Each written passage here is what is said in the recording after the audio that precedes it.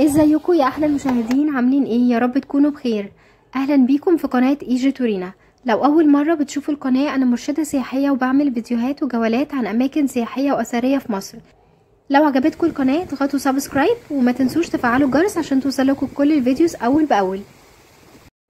اللي بيدور على مكان هادي او فسحة يقضي فيها يوم كامل في اسكندرية، المنتزه هتعتبر من اجمل الاماكن اللي لازم تروحوها. والفيديو ده هيكون عن المنتزه بالتفصيل. هقول لكم عن اسعار كل حاجة هنا، وعن الانشطة اللي موجودة اللي ممكن تعملوها جوه المنتزه، وكمان هنشوف الشواطئ والفنادق، وهنعرف كل التطورات اللي جوه المنتزه في صيف 2025. قبل ما نبدأ الفيديو ده ياريت تشجعوني بلايك حلوة زيكم.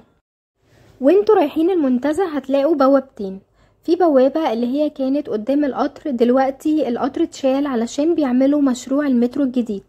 البوابة التانية سهل جدا الوصول ليها، بتكون عند الكورنيش قريبة من الشيراتون وجنب البحر، ودي تعتبر البوابة الرئيسية وانا دخلت من عندها دلوقتي. يفضل الدخول من البوابة دي لحد ما المترو يتعمل. المترو لما يتعمل هيسهل جدا الوصول للمنتزه للناس اللي بتحب تركب المترو، لكن الدخول من البوابة الرئيسية حاليا هيكون افضل. وانتوا داخلين هتلاقوا عربيات الجولف كار، وكمان في عجل مصر للاطفال وللكبار زي ما احنا شايفين قدامنا. عربيات الجولف كار انتوا بتاخدوها جولة كاملة في المنتزه حوالي 15 دقيقة، او ممكن تاخدوها في المكان اللي انتوا حابين تروحوه. بتنزلكوا هناك في المكان محدد، وده بيكون سعرها للفرد الواحد 30 جنيه. وممكن ما تاخدوش الجولف كار لو انتوا حابين التمشية اكتر.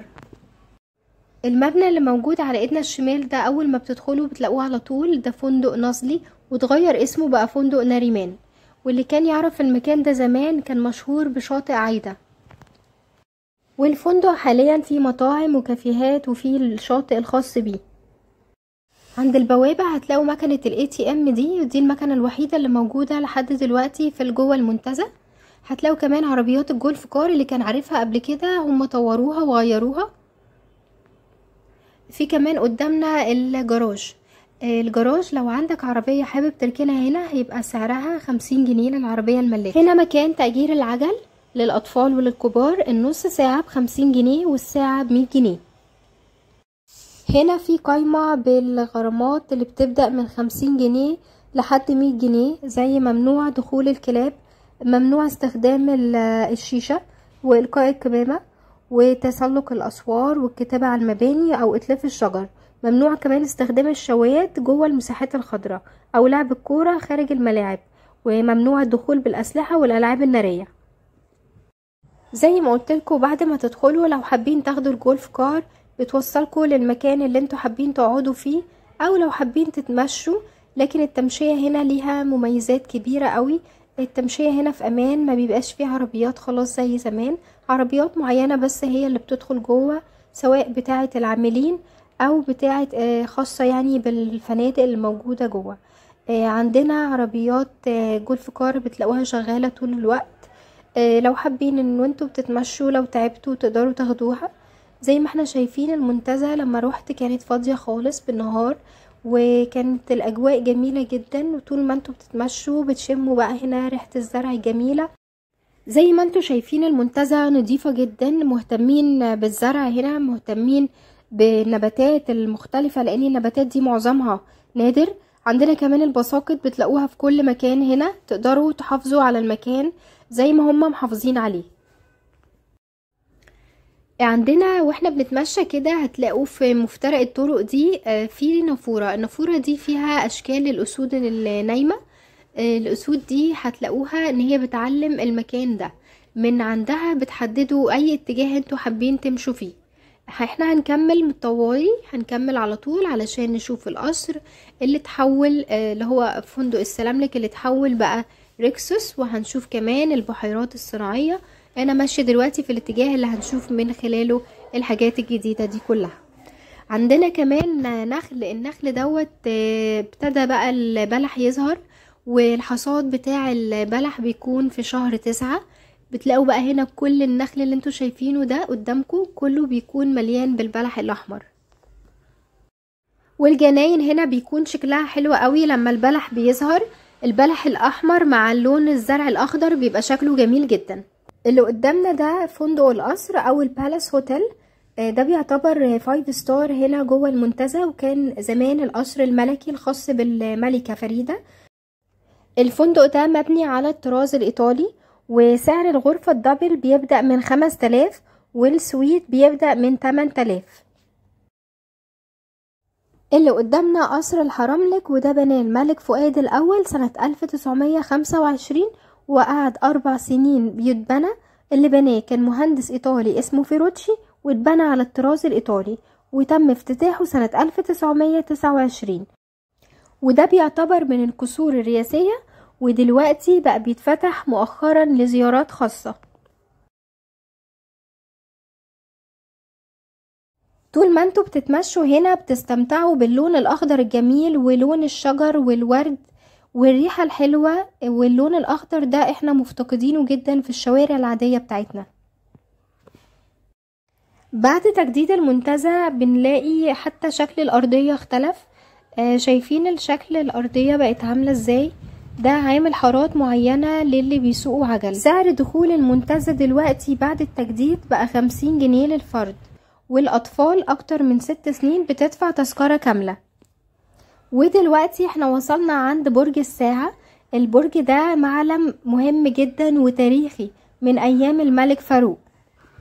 الجرس ده كان معمول علشان يرن كل ساعة زمان، أو من فترة يعني كبيرة ما كانش بيشغلوه، لكن دلوقتي بعد التجديد بقى بيشتغل، وفعلا كل ساعة بتسمع صوته. شايفين دلوقتي البرج ده ليه حارس خاص بيه، كل ساعة بيطلع عشان يرن الجرس. والبرج ده كان مبني ما بين القصرين الأساسيين هنا، قصر السلاملك والحرملك. هسمعكوا صوت الجرس.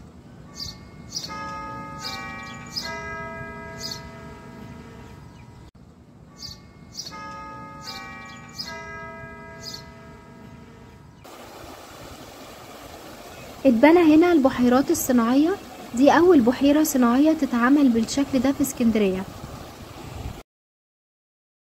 دي من أجمل الأماكن اللي لازم تزوروها جوه المنتزه. حواليها بيكون في أعداد جميلة من البراجولات. عايزة أوريكم هنا بقى جمال البط لما بيطلع من البحيرة وبيتمشى لوحده.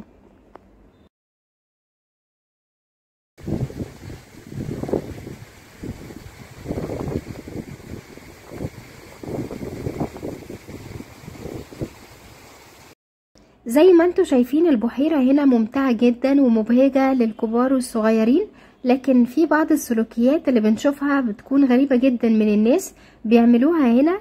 في ناس بترمي حاجات، وفي ناس بتضايق البط، لدرجة ان في ناس كمان بتحاول تنزل المية، والحاجات دي كلها غلط وممنوعة، واي حد شاف تصرف زي ده ياريت يبقى. منطقة البحيرات كبيرة جدا وفيها كمان شلالات صناعية.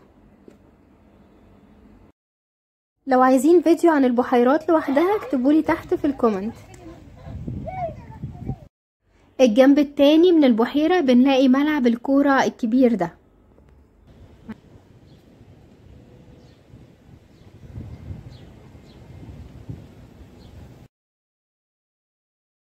وصلنا عند الصوبة الملكية. دي عبارة عن مكان جواه كل أنواع النباتات على مستوى العالم كله. كان الملك فاروق مجمعها، وكان بيحب يقعد في المكان ده. عملتلكوا عنه حلقة قبل كده. على مستوى العالم كله كان الملك فاروق مجمعها، وكان بيحب يقعد في المكان ده. عملتلكوا عنه حلقة قبل كده. هنوصل عند أول الكوبري وهنشوف الشواطئ دلوقتي. على أول الكوبري في 2 شاطئ، اللي على الشمال خاص بفندق ريكسوس، واللي على اليمين ده اسمه شاطئ المنتزه. هعمل لكم عنه حلقتين منفصلين عشان نعرف الفرق بينهم، وهنعرف كل الأسعار وكل التفاصيل، وهنتفرج عليهم من جوه. فندق السلاملك اللي كنا عارفينه خلاص اتغير، بقى اسمه فندق ريكسوس. اخدته مجموعة فنادق ريكسوس، وبقى ليه شاطئ خاص بيه، ومش هتقدروا تتمشوا جوه لان كل المكان ده حتى الجزء اللي كان على البحر كله اتقفل. كله بقى تبع مجموعة ريكسوس. المكان اللي كنا بنتمشى فيه على البحر المكان ده اتقفل. لو انتوا رحتوه مش هتقدروا تطلعوا على طول على الكوبري.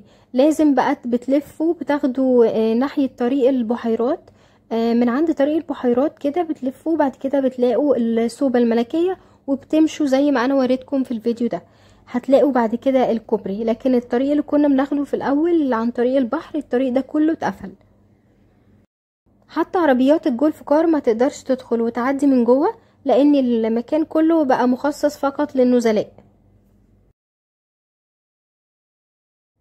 سعر الفندق في الليلة الواحدة الأوضة الدبل ب10,000 جنيه. الفندق ده ليه أهمية تاريخية، ان هو كان أول قصر يتبني هنا في حدائق المنتزه، واللي بناه الخديوي عباس حلمي الثاني سنة 1892. وبعد الثورة الفندق اتحول لقصر السلاملك. بعد فترة كبيرة الفندق اتقفل، ودلوقتي الفندق بقى خاص بمجموعة فنادق ريكسوس.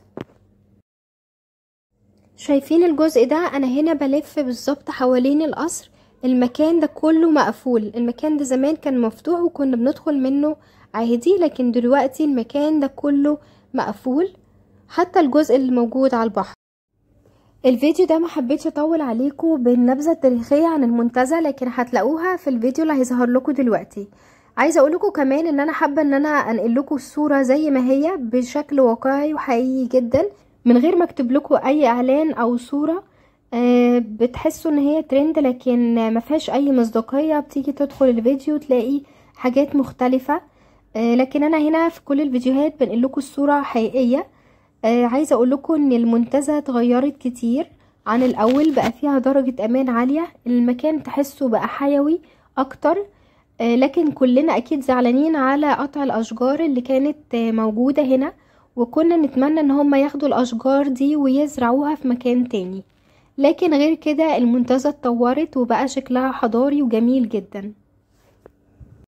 اكتبوا لي رايكم انتوا كمان في الكومنتات، ايه رايكم في المنتزه بعد التطوير؟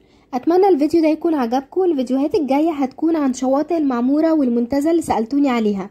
ما تنسوش تشجعوني وتدعموا القناه باللايك والشير والحاجات الجميله اللي انتوا عارفينها. شكرا لمتابعتكم.